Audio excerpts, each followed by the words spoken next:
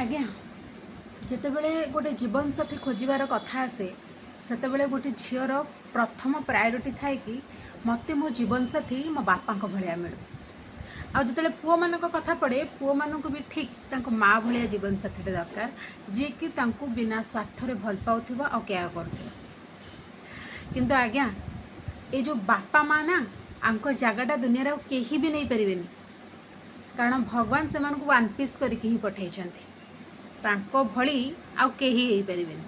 हाँ किछि मात्रा हबा को चेष्टा करि परिबे किंतु संपूर्ण रूप से बापा कि संपूर्ण रूप से माँ केही भी हेई परिबेनी। आउ जदि आमको आम जीवन साथी आज ए गर्ल्स हिसाब से जदि आमको आम जीवन साथी बापा भलिया दरकार से आमको गोटे पुओ पई भल माँ हबा को पड़िबो।